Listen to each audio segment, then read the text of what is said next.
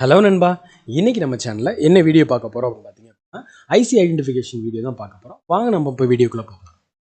ஆக்சுவலாக நம்ம mobile mother போர்டில் இருக்கக்கூடிய என்னென்ன ஐசிஸ் இருக்குது, என்ன டைப் ஆஃப் ஐசிஸ் இருக்குது, அந்த ஐசியோட ஃபங்க்ஷன் என்ன அப்படின்னு தெரிஞ்சுக்கிறதுக்கான இந்த வீடியோ இது. ஸோ ஆக்சுவலாக ஒரு மொபைல் டெக்னீஷியனாக இருக்கும்போது ஒரு மதர் போர்டை கையில் எடுத்தால் இதுதான் வந்து நம்மளுக்கு 4G IC, 5G IC, CPU, EMMC IC, power IC அப்படின்றத நமக்கு கண்டிப்பாக தெரிஞ்சிருக்கணும். ஸோ அது கூட ஷார்ட் ட்ரிக்ஸ் எப்படி சார் கண்டுபிடிக்கிறது? நிறைய பேர் பார்த்தீங்கன்னா நம்மளோட நம்பர் அதில் ஐசியில் இருக்கக்கூடிய நம்பர் எடுத்து நம்மளோட கூகுளில் சர்ச் பண்ணி கண்டுபிடிக்கலாம், இல்லை ஸ்கிமேட்டிக் மூலமாக சர்ச் பண்ணலாம். ஆனால் ஒரு சில ஐசியை பார்த்தோன்னே நம்மளால் ஐடென்டிஃபை பண்ண முடியும். ஸோ அதுக்கான கிளாஸ் தான் அது. ஸோ வீடியோ பார்த்து நம்மளை ஸ்கிப் பண்ணாமல் அப்படியே லைக் பண்ண தட்டி விடுங்க, பெல் பண்ண ப்ரெஸ் பண்ணுங்கள், அப்படியே மறக்காமல் கமெண்ட் செக்ஷன் உங்கள் கமெண்ட்லையும் தெரிவிங்க.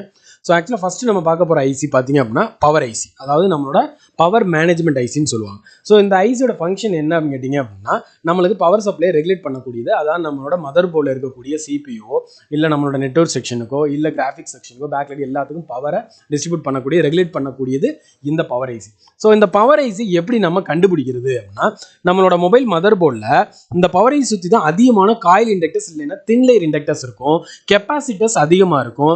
இன்னொன்று நம்மளோட கிறிஸ்டல் ஆசிலேட் பக்கத்தில் இருக்கிறதுக்கு வாய்ப்புகள் இருக்குது. இப்போ ஒருவேளை கிறிஸ்டல் ஆசிலேட் இல்லைன்னா அது பவர் ஐசியோட இன்டகிரேட்டட் ஆகிருக்கும். அப்போ அந்த பவர் ஐசி சுற்றி அதிகமான காம்போனன்ட்ஸ் இருக்கும். ஒரு சில மதர் போர்டில் ஒன்றுக்கு மேற்பட்ட அதாவது 3 பவர் ஐசி கூட வருது. ஸோ அதோட ஃபங்க்ஷன் வந்து பார்த்தீங்கன்னா நிறைய மாடலில் வந்து பார்த்தீங்கன்னா இப்போ ஆடியோ ஐசி, கிராஃபிக்ஸ் ஐசி இல்லாத காரணத்தினால அதை பவர் ஐசியோட இன்டர்ஃபேஸ் பண்ணிடுறாங்க. சரிங்களா? இதே 2G ஃபோன்ஸாக இருந்துச்சு பார்த்தீங்கன்னா அதில் பவர் ஐசின்னு ஒன்று இருக்காது.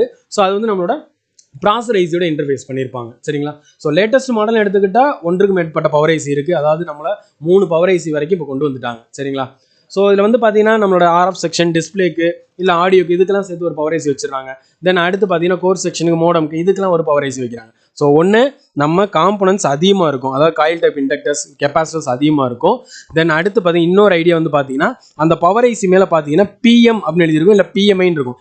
PM8937 இந்த நம்பர் கொஞ்சம் விசிபிளாக தெரியும்னு நினைக்கிறேன்.